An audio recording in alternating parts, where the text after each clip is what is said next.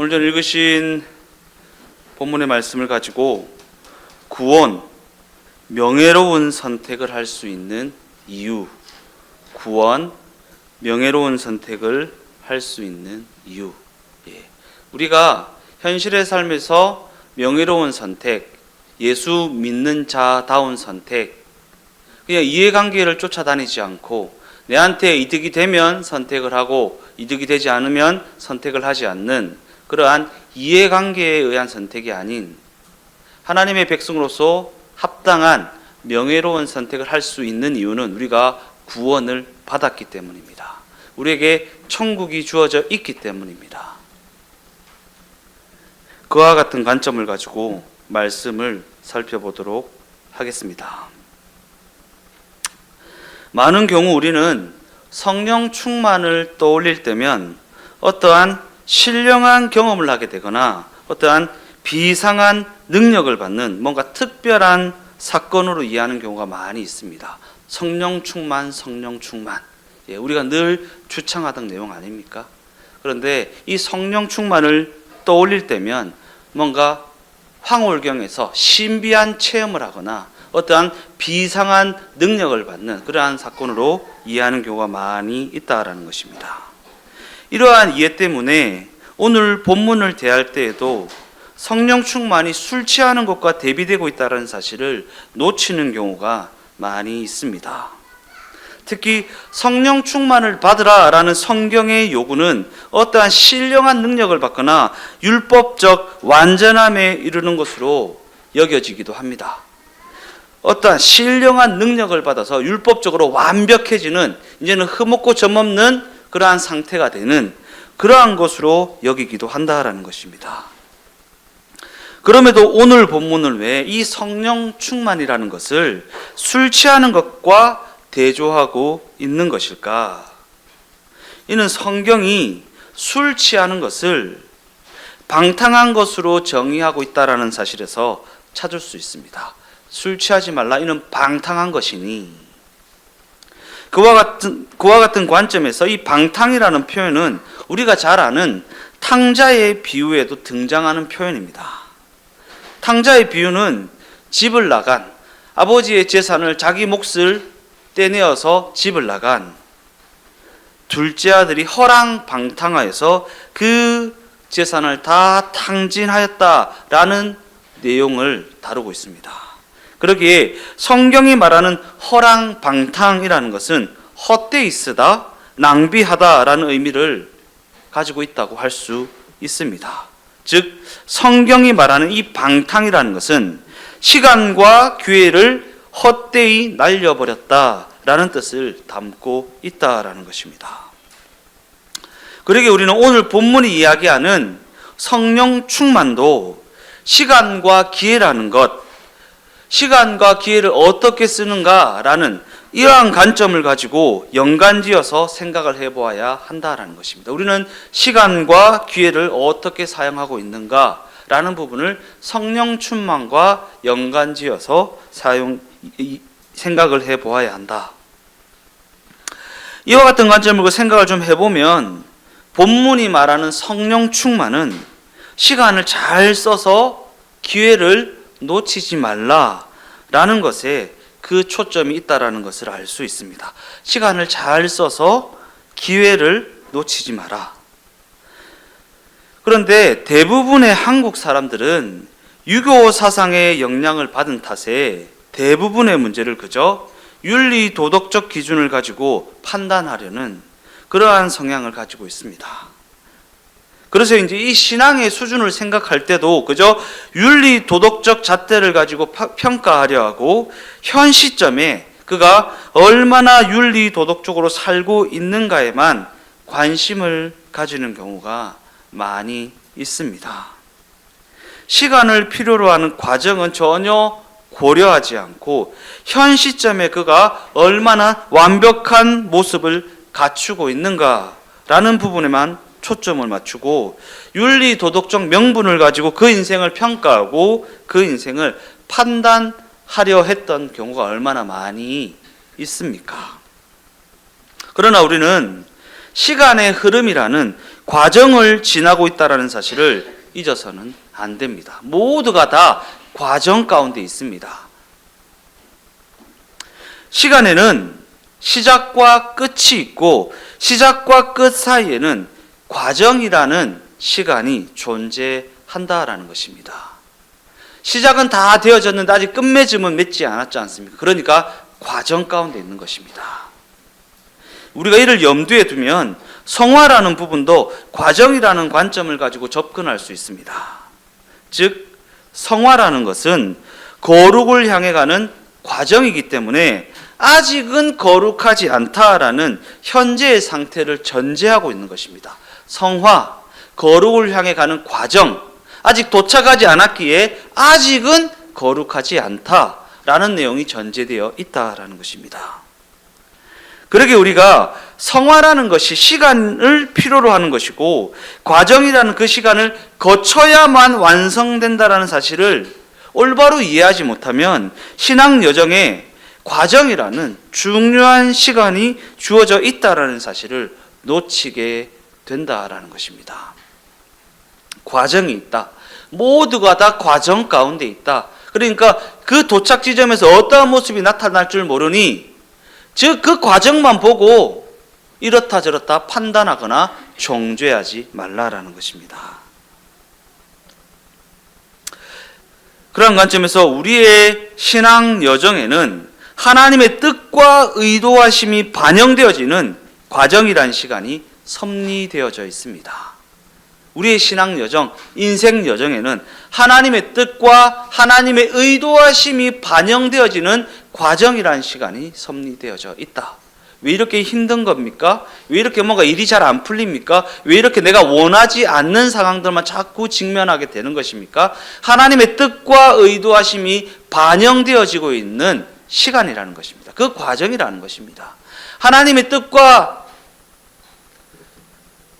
저는 다윗의 삶을 되게 좋아하거든요. 완전하지 않는 삶이었지만 그럼에도 하나님의 마음에 합한 자라는 칭호를 얻었던 그 다윗의 삶. 하나님의 뜻과 의도하심이 반영되어진 삶. 반영되어진 삶. 우리의 삶이 하나님의 마음에 합한 자, 곧 하나님의 뜻과 의도하심이 반영되어진 삶이 되게 하시기 위해서 사망의 음침한 골짜기라는 그 과정을 지나게 하신다라는 것입니다. 그 누구도 예외 없이 그 인생에 하나님의 뜻과 의도심이 반영되어지는 그 과정이라는 사망의 음침한 골짜기가 섭리되어져 있다라는 것입니다. 그런데 우리는 그 시간이 과정이라는 것을 인지하지 못하는 경우가 많이 있고 그로 인해 답답함을 느끼기도 하고 때로는 불안한 마음을 안고 살아가기도 합니다. 왜 이렇노? 답답하고 불안하고 뭔가 특단의 조치를 해야만 할 것 같은 그 인간적인 생각이 불쑥불쑥 올라올 때가 많이 있다라는 것입니다. 그래서 성경은 우리에게 믿음이라는 것을 요구합니다. 믿음이요. 믿음. 하나님의 뜻이 있다. 하나님이 살아계시다. 하나님이 날 참 사랑하신다. 그 하나님이 나를 인도하고 계시며 이끌고 계시며 내 삶을 다스리고 계시다라는 믿음 말입니다. 그리고 믿음이라는 그 요구 앞에 가장 많이 나타나는 우리의 반응은 의심이라는 반응입니다. 의심. 왜냐하면 우리에게는 확신이라는 것이 그리 쉽게 주어지지는 않기 때문입니다.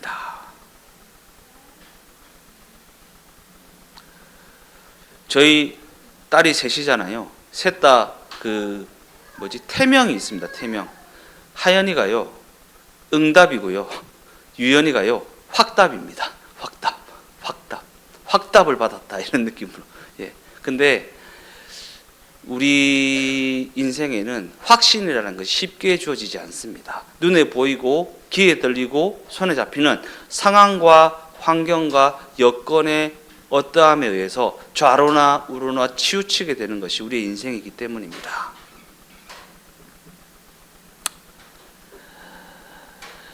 기독교 신앙을 가진 우리에게 믿음의 근거는 눈에 보이고 귀에 들리고 손에 잡히는 상황과 환경과 여건에 어떠함이 있는 것이 아니라 하나님의 약속에 있습니다. 하나님의 약속. 그런데 그 약속은 아직 이루어지지 않았습니다. 그래서 지금은 그 실체가 보이지 않습니다. 그래서 의심이라는 반응이 나타나게 되고, 그로 인해 우리의 신앙 여정은 그와 같은 의심과의 씨름에 직면하여 있다고 할 수 있습니다. 눈에 보이고 귀에 들리고 손에 잡히는 상황, 환경, 여건이 자꾸 우리로 하여금 하나님의 약속을 의심하게 한다라는 것입니다. 하나님이 이렇게 약속하시는데 내 상황은 왜 이렇지? 내 여건은 왜 이렇지? 눈에 보고 귀에 들리고 손에 잡히는 이 모든 것은 왜 하나님의 약속과 반대로만 가고 있는 것 같지? 라는 의심을 하게 된다라는 것입니다. 그러나 우리는 그 의심과의 씨름에 직면하여서 살아가는 그 과정을 지나면서 조금 더 나은 믿음의 자리로 한 걸음씩 나아가게 되는 것입니다.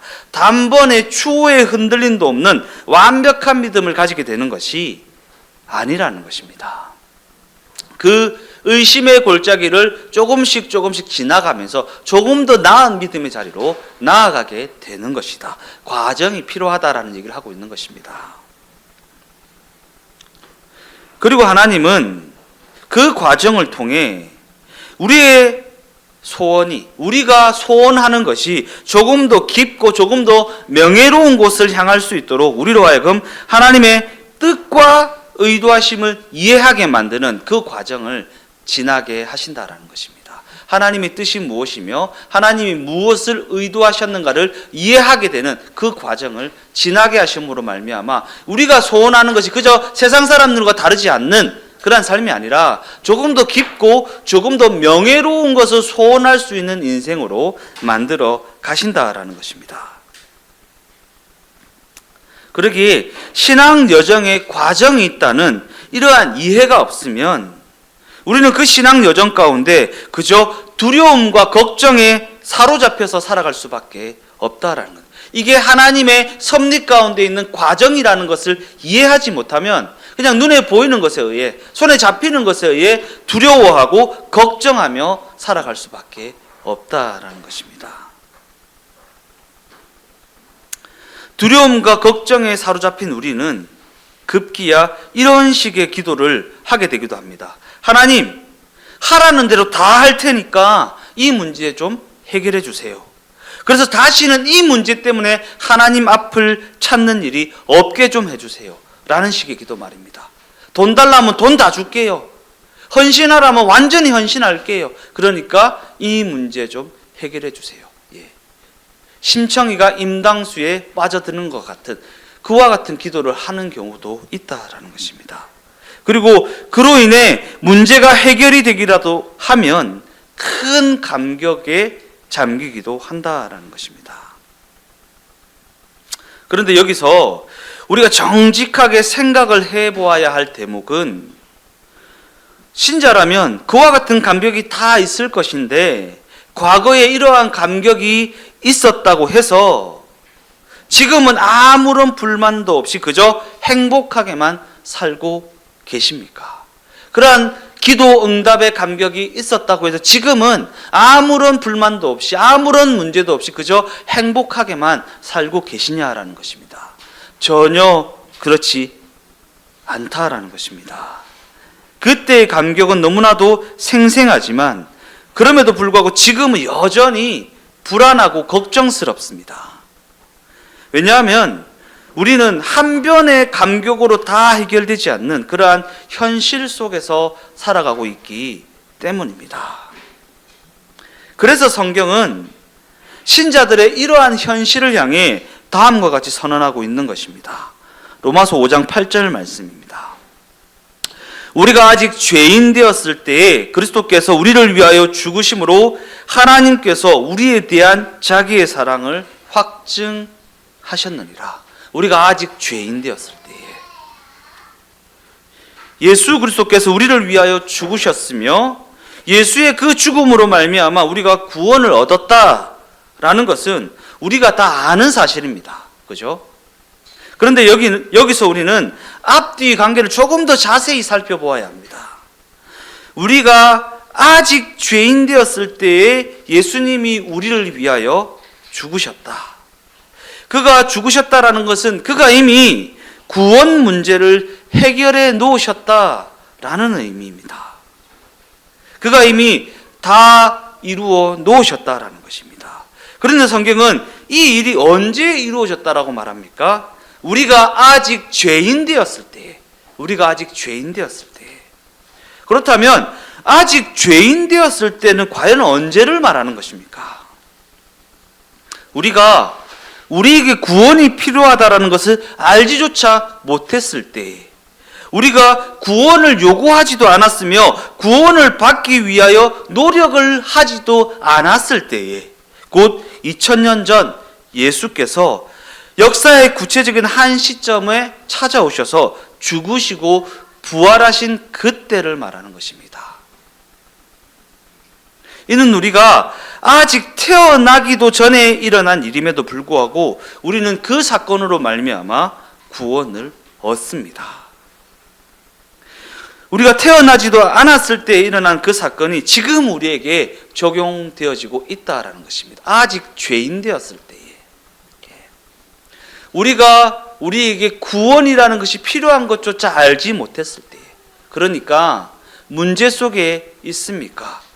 그 문제가 해결되어야 된다라는 것을 알지조차 못할 그때에 하나님은 우리의 모든 형편을 알고 계시고 우리를 인도하고 계시며 이끌고 계시다라는 것입니다.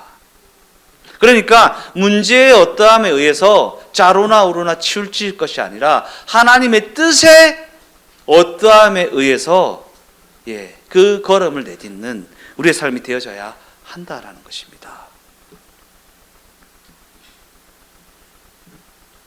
우리에게 베풀어진 구원은 예수의 십자가를 근거로 하는 것입니다. 우리의 어떠함에 근거하는 것이 아닙니다. 우리가 더 많이 기도하면, 우리가 더 착하게 살면, 더 헌신하고 봉사하면이 아니라 2000년 전 예수께서 죽으신 그 사건이 우리의 구원을 확정해 놓으셨다라는 것입니다.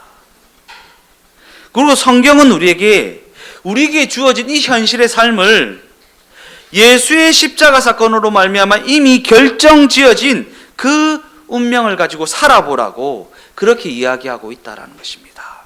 내가 이렇게 하면 이렇게 될까, 저렇게 하면 저렇게 될까 아니라 예수의 십자가 사건으로 말미암아 이미 결정지어진 운명이 우리에게 주어져 있으니 그 운명을 가지고 담대하게 용기를 가지고 현실의 삶을 살아보라고 그렇게 이야기하고 있다는 것입니다. 눈에 보이고 귀에 들리고 손에 잡히는 상황과 환경과 여건의 어떠함에 의해서 좌로나 우로나 치우칠 것이 아니라 이미 결정지어진 그 운명을 붙들고 담대하게 현실의 삶을 살아보라고 그렇게 이야기한다라는 것입니다.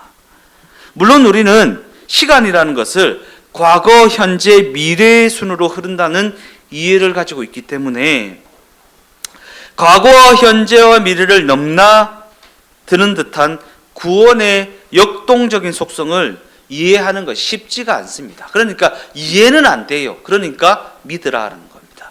이해가 안 됩니다. 어떻게 과거에 일어난 사건이 지금 나를 구원한다는 말인가? 라는 이해가 안 됩니다. 논리적으로 맞지 않습니다. 그러니까 성경은 우리에게 믿음을 요구하는 것입니다. 이해되는 게 아니라 믿으라는 것입니다. 그리고 성경의 관점에서의 시간은 하나님이 시작과 끝이고 처음과 나중이시며 알파와 오메가이시기 때문에 시간은 그저 하나님의 피조물에 불과하다라는 것입니다. 하나님께서 만드신 피조물에 불과하다. 즉 시간이라는 피조물은 주인께서 원하시는 대로 얼마든지 사용할 수 있는 피조물에 불과하다라는 관점입니다. 우리는 시간에 갇혀 있지만 하나님은 시간을 만드신 분이시잖아요. 그러니까 과거, 현재, 미래를 넘나드는 듯한 이러한 하나님의 구원에 대한 이해를 이해하려고 하기보다 믿어야 한다는 것입니다. 더욱 중요한 사실은 하나님은 어떠한 일을 시작만 해놓으시고 이후에는 우리의 선택이나 우연에 의해서 결정되도록 내버려 두시는 분이 아닙니다. 그것이 어떻게 흘러가든지 그저 관망만 하고 계시는 분이 아니라는 것입니다. 우리의 선택에 의해서 결정되도록 결코 내버려 두지 않으신다. 왜냐하면 하나님은 그 뜻하신 모든 것을 결과적으로 완성하고야 마시는 분이시기 때문입니다. 그렇다면 그런 하나님이 우리로 하여금 왜 과정이라는 시간을 지나게 하시는 것인가? 왜 그 사망의 음침한 골짜기라는 과정을 지나게 하시는 것인가? 시간도 넘나드는 위대한 하나님이 그냥 딱 만드시면 되지 왜 그 과정을 지나게 하시는 것인가?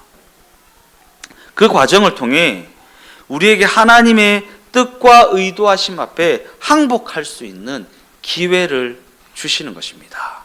하나님이 무엇을 목적하셨는가? 천국에서 우리와 영원히 사는 것을 목적하셨습니다.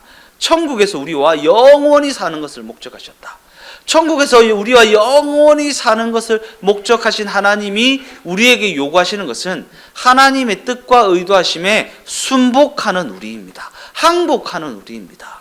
하나님의 뜻에 항복하여서 그 뜻과 의도하심에, 그 통치하심에, 그 다스리심에 순복하여 나아가는 삶을 우리에게 원하시기 때문에 그 과정을 통과하면서 하나님의 다스림을 받을 수 있는 항복이라는 것을 우리에게 요구하신다라는 것입니다. 그리고 우리는 주어진 그 정황 속에서 살아가는 그 과정이라는 시간을 통해 예수께서 이루신 그 십자가 승리 앞에 항복이라는 것을 하게 된다라는 것입니다. 과정이에요, 과정. 항복을 향해 가는 과정. 하나님을 하나님으로 인정하는 자리까지 가는 과정. 우리 모두는 예외 없이 그 인생을 죄인이라는 자리에서 시작합니다. 하나님은 우리가 모태신앙이든 중간에 믿은 사람이든 그 누구도 예외 없이 하나님을 모르는 데서 출발하게 하셔서 예수의 십자가 앞에 항복하게 하심으로 말미암아 하나님의 다스림을 받으며 살아가는 하나님의 백성으로 서게 한다라는 것입니다. 죄인의 자리요. 하나님 없음이라는 죄인의 자리. 하나님을 하나님으로 인정하지 않는 그 죄인의 자리에서 출발하여서 예수의 십자가 앞에 항복하게 하심으로 말미암아 이제는 하나님의 하나님 되심을 인정하며 그 다스림을 따라가는 하나님의 백성으로 서게 하신다. 그리고 하나님의 백성으로 서게 되면 그 인생이 바로 천국에서의 삶이 되어진다. 천국, 하나님 나라, 하나님의 통치 가운데 살아가는 나라가 그 인생 가운데 임하게 된다라는 것입니다. 그런데 그럼에도 불구하고 여전히 문제가 되고 있는 것은 믿음을 가진 신자가 되었음에도 불구하고 여전히 이해할 수 없는 일들을 직면하게 된다는 거 아니겠습니까? 우리가 믿음을 가지고 선택을 했음에도 불구하고 별다른 특혜가 없는 것 같은 현실이라는 게 문제라는 것입니다. 기도하고 선택했는데 믿음의 선택이라고 믿고 선택했는데 왜 여전히 내 인생에는 이해할 수 없는 일들이 일어나는 것일까? 내가 믿었음에도 불구하고 왜 믿은 자다운 특별한 혜택이 없는 것인가? 라는 것이 큰 문제가 되고 있다는 것입니다. 이 세상은 여전히 우리에게 권력을 휘두르고 있는 것 같고 그 속에 있는 우리는 여전히 죄성을 지닌 연약한 존재로 살아가고 있다라는 것입니다. 하나님이 우리를 다스리신다면서요. 근데 왜 이 세상에 나에게 권력을 휘두르고 있는 것 같습니까?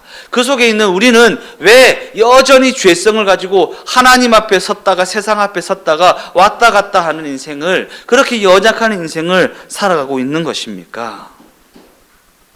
믿음의 선택대로 믿음의 고백대로 살아보려고 노력은 하지만 그것만 고집하기에는 뭔가 불안하고 뭔가 후회스러운 일들이 일어날 것만 같은 그러한 불안감에 사로잡히는 것은 무슨 이유입니까? 이런 지경에 있는 우리에게 하나님은 무엇을 원하신다고요? 우리의 항복을 원하신다고요. 항복을. 이러니까 이렇게 하고 저러니까 저러는 것이 아니라 인과율에 의한 이렇게 해주시면 이렇게 할게요, 저렇게 해주시면 저렇게 할게요가 아니라 그냥 항복이에요. 항복. 어떻게 하시든 주의 뜻에 따르겠나이다. 이렇게 하시면 이렇게 따르고 저렇게 하면 저렇게 따르겠습니다 라고 하는 하나님의 다스림 앞에 항복을 요구하고 계시다라는 것입니다. 여기서 말하는 항복이라는 것은 이 세상이 약속하는 것과 하나님이 예수님을 통해 우리에게 약속하여 주신 그 약속이 과연 어떻게 다른지 우리 스스로가 삶의 과정을 통해 경험하고 알게 될 때야 비로소 할 수 있는 그러한 항복입니다. 우리가 이 과정을 통해 세상의 거짓말을 경험하게 되고 세상의 사악함을 알게 되어서 그 알게 됨을 통해 하나님 앞에 항복하는 삶이 되어진다라는 것입니다. 골로새서 2장 15절 말씀입니다. 통치자들과 권세들을 무력화하여 드러내어 구경거리로 삼으시고 십자가로 그들을 이기셨느니라.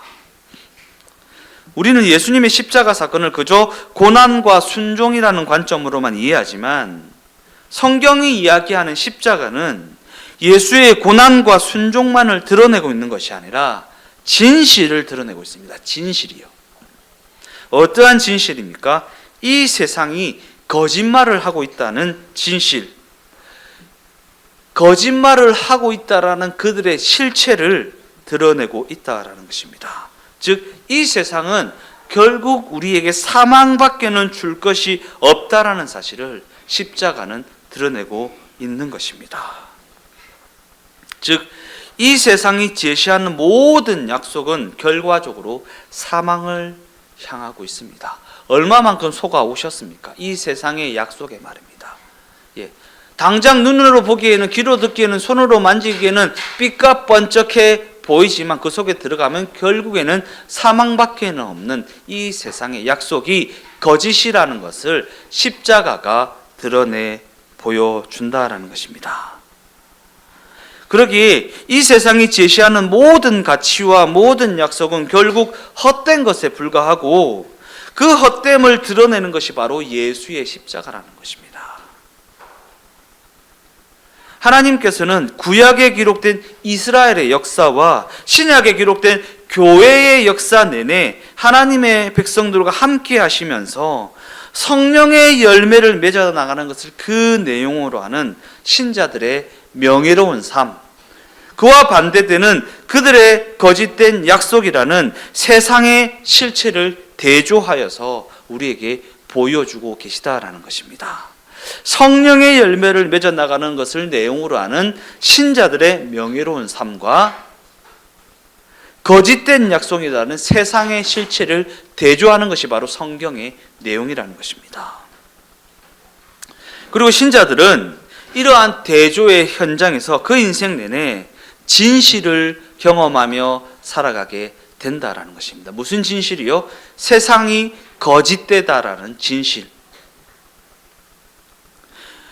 그런 관점에서 어쩌면 우리 모두는 하나님의 말씀을 따라갈 것인가, 세상의 거짓을 따라갈 것인가의 갈림길에서 번번이 이 세상의 속삭임에 속아서 졌는지도 모릅니다. 세상이 져왔다라는 것이에요. 세상이 눈에 보이고 귀에 들리고 손에 잡히는 것으로 막 이렇게 휘두르면 거기에 진다라는 거예요. 눈에 보이는 것에 지고 귀에 들리는 것에 주고 손에 잡히는 그 현실 앞에 진다라는 것입니다. 그런데 중요한 사실은 하나님께서는 우리가 세상에 지는 이 상황이 우리의 결국이 되게 하지는 않으신다. 질 수 있습니다. 질 수 있습니다. 세상에 지는 그 일을 통해 세상의 사악함이 드러나게 하시고 세상의 거짓말을 우리로 하여금 알게 하시고 우리가 당한 그 패배를 오히려 인생의 기회로 삼을 수 있도록 우리를 인도하고 계시다라는 것입니다. 우리는 실패하고 체념하며 살아가지만 하나님은 끊임없이 그 진실이 밝혀지는 십자가 앞으로 우리를 몰아가고 계시다라는 것입니다. 우리에게 항복을 받아내기 위해서.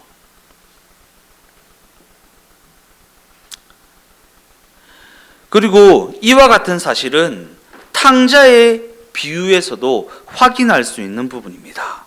이 비유의 핵심이 무엇입니까?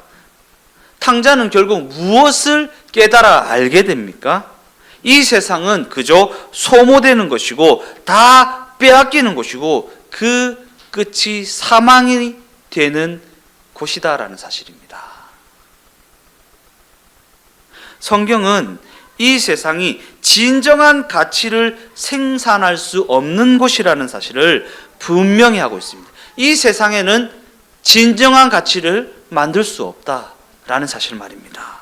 그리고 진정한 가치를 생산할 수 없으니까 그 인생을 명예롭게도 할 수 없는 것입니다. 명예롭게도 할 수 없다. 선한 것은 어디로부터만 나온다고요? 하나님으로부터만. 하나님의 인도하심으로 말미암아 우리가 걸음을 내디딜 때만 선한 것, 곧 성령의 9가지 열매들이 맺혀지게 된다라는 것입니다. 그러나 이 세상이 하는 일은 우리에게 망신을 주고 우리에게 고통을 주고 끝내는 죽음으로 끝나버리고 마는 그저 사망이 전부인 것이 바로 이 세상이라는 것입니다. 그리고 둘째 아들은 이 세상이 진정한 가치를 생산할 수 없다라는 사실을 적나라하게 확인하는 그 과정을 통과하고 아버지의 품으로 돌아올 수 있었다라는 것입니다. 그러니까 내 주변에 아직 주님 품으로 돌아오지 못한 그 누군가가 있다면 기다려 주십시오. 적나라하게 경험하게 하실 것입니다. 이 세상에는 결코 진정한 가치를 생산할 수 없다라는 것을 적나라하게 경험하고 이 세상은 사망밖에는 우리에게 줄 것이 없다라는 것을 적나라하게 경험하게 하는 그 과정을 통과하게 하신 후에 결국에는 아버지의 품으로 불러주실 것입니다. 결론적으로 말씀을 마무리하겠습니다. 성경은 신자들의 인생 여정을 그들이 아직 죄인 되었을 때에 예수의 십자가를 통해 구원을 운명으로 섭리해 놓으신 그와 같은 여정이라고 말합니다. 구원을 운명으로 섭리해 놓으신 여정. 그러게 모든 신자들은 이렇게 정해 놓으신 운명을 가지고 그 삶을 아담의 범죄로 말미암은 죄인이라는 자리에서부터 시작합니다. 우리 모두가 하나님 없음이라는 죄악된 자리에서부터 그 인생을 시작하였습니다. 그리고 이는 우리가 그 즉시 정답에 이르지 않아도 된다라는 의미이기도 합니다. 그 즉시 정답에 이르지 않아도 된다. 그 과정을 통해 정답에 이르게 될 것이다. 죄인이라는 자리에서 시작해서 하나님의 자녀라는 의인의 자리로 그 과정을 통과해서 이르게 될 것이다. 그래서 어쩌면 우리는 둘째 아들처럼 허랑방탕이라는 과정을 통과하게 될지도 모릅니다. 허랑방탕이라는 과정을 통과하게 될지도 모른다. 왜냐하면 정답에 이르는 것보다 그 과정을 통해 하나님이 그 인생에 무엇을 목적하셨으며 무엇을 의도하셨는지를 알게 되는 것이 더욱 중요하기 때문입니다. 하나님이 무엇을 목적하셨으며 무엇을 의도하셨는지를 알게 되는 것이 더욱 중요하다. 즉 성경은 우리가 하나님이 당신의 독생자를 십자가에 매다셔야만 했던 이유를 우리가 이해하는 자리에 이르게 되는 것을 너무나도 중요하게 생각한다라는 것입니다.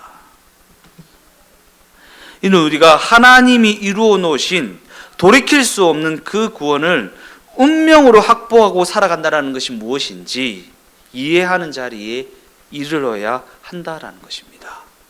구원을 그 운명으로 가지고 살아가는 신자들의 삶이 어떠해야 하는지, 하나님이 무엇을 원하시며 무엇을 뜻하시는지를 이해하는 자리에 이르러야 한다. 그저 그냥 막 애기들이 사탕 달라고 우는 것처럼 보채는 신앙생활이 아니라 하나님이 무엇을 의도하시며 무엇을 뜻하시는 것을 이해하고 걸어가는 신앙생활이 되어져야 한다라는 것입니다. 왜냐하면 그 자리에 우리가 가진 기독교 신앙의 위대함이 있기 때문입니다. 우리가 가진 기독교 신앙의 위대함.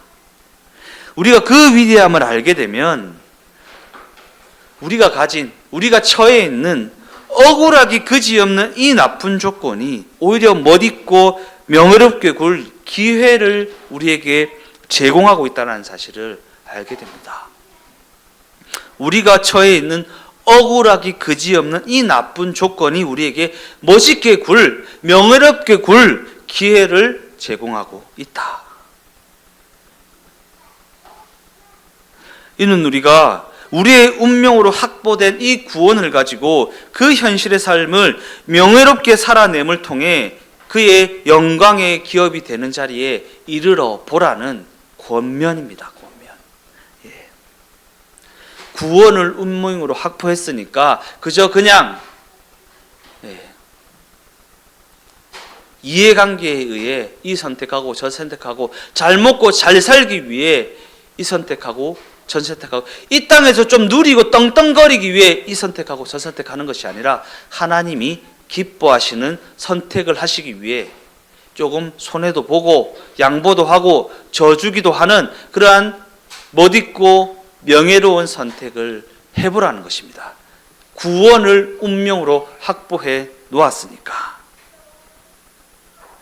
시간과 공간이라는 제한 속에 메어진 현실의 삶 속에서 이와 같은 신자의 역할을 감당함으로 말미암아 그 역할에 주어진 명예로워질 기회, 위대해질 기회, 성령의 열매를 맺어 나갈 수 있는 그 기회를 결코 헛되이 놓치지 말라라는 것입니다. 그 기회를 헛되이 놓치지 말라.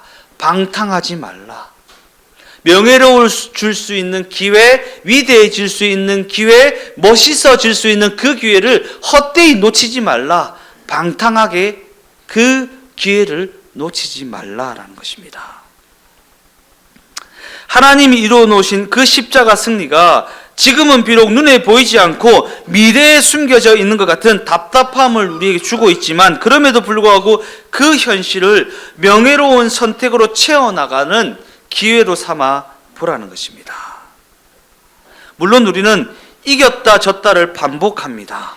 그러나 그 과정을 통해 그 실력이 조금씩 늘고 있다라는 사실을 놓쳐서는 안 됩니다.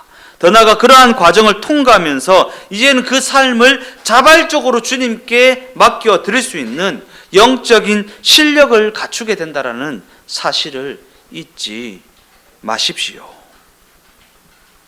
로마서 12장 2절 말씀입니다.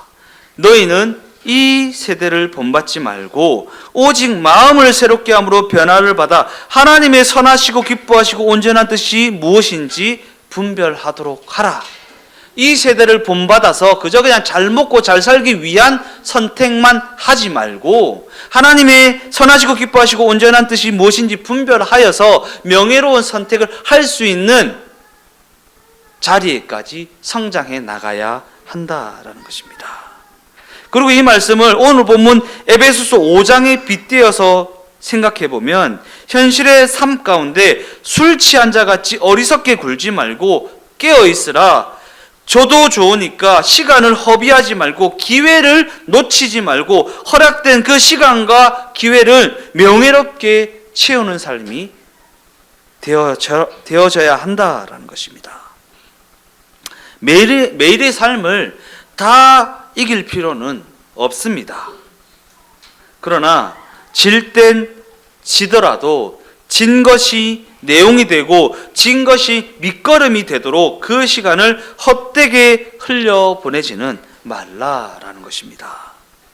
그 과정을 영적인 실력을 쌓아가는 기회로 여기고 그 과정을 아름다운 열매를 맺는 좋은 기회로 여기며 살아보라는 것입니다.